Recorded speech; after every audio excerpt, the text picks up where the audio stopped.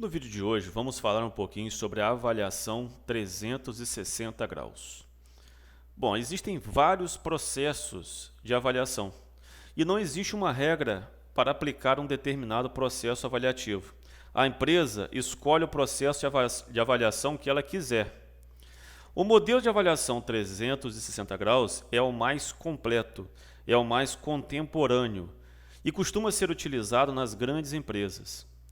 A avaliação 360 graus é um processo de aferição do valor do trabalho realizada por todos que têm contato com o indivíduo de forma sigilosa.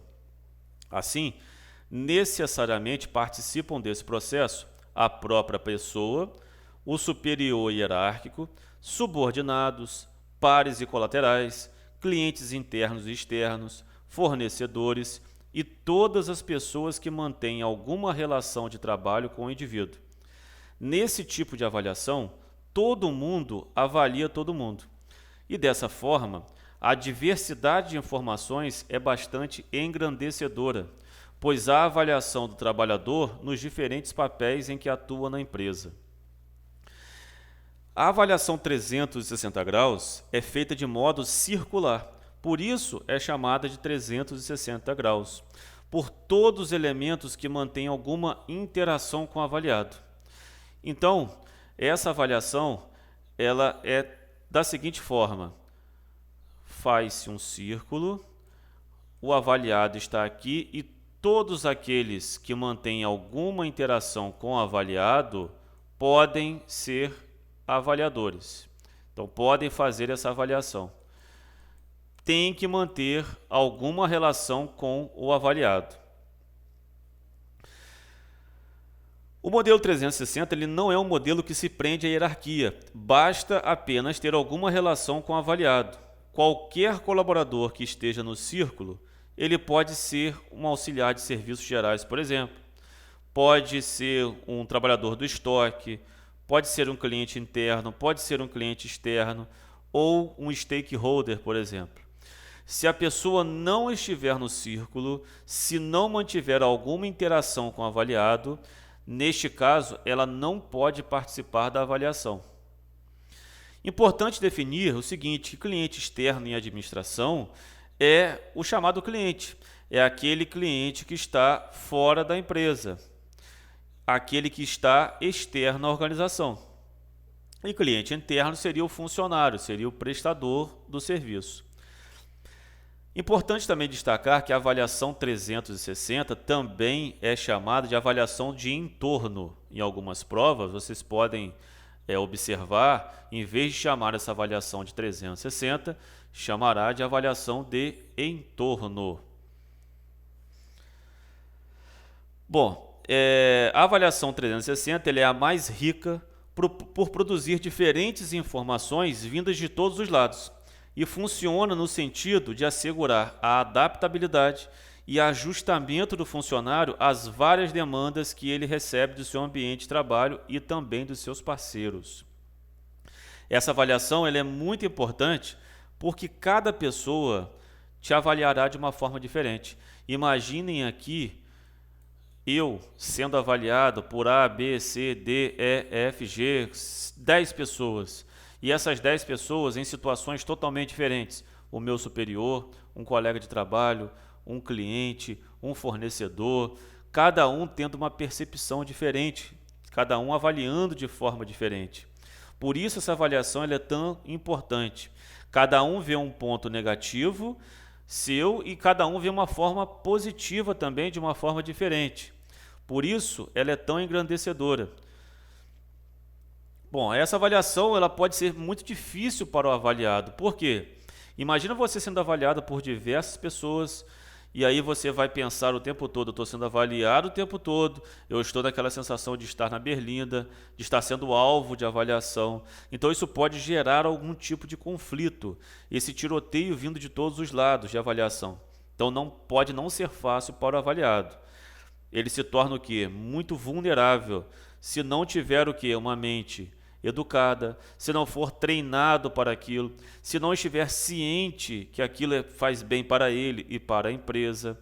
Então, todos os avaliadores, quem vai fazer a avaliação e quem será o avaliado, tem que estar ciente, tem que conhecer bastante este método de avaliação, como ele será feito e para quê, qual é o objetivo desta avaliação. Bom, o sigilo vai favorecer o quê? Os complôs que várias pessoas se reúnem para avaliar negativamente o indivíduo. Por isso, essa avaliação é sigilosa. E também ela tem uma situação interessante, porque como não é uma avaliação feita por uma pessoa, é muito mais difícil ter aquela situação pessoal, aquele conflito pessoal que aparece muito em avaliação individual. Como são 10, 15, 20, não tem um número específico de pessoas avaliando, dificilmente esta pessoa avaliada terá problemas com todos os avaliadores. Bom, é óbvio que nós temos algumas características positivas e outras negativas. Nós temos como características positivas: o sistema é mais compreensível e as avaliações provêm de múltiplas perspectivas. Bom, ela é mais compreensível porque é um modelo mais adaptativo, mais ajustável. E provém de múltiplas perspectivas, por quê? Porque você vai ser avaliado por diversas percepções. Isso é interessante tanto para o sistema, quanto para a empresa, quanto para o avaliado, que terá diversas opiniões sobre você. Nós temos também a qualidade da informação é melhor. Claro que a empresa ela busca o tempo todo qualidade. E essa qualidade da informação ela é melhor porque ela tem várias perspectivas. Então, dificilmente ela vai ser contaminada, ela vai ser viciada. Complementa as iniciativas da qualidade total.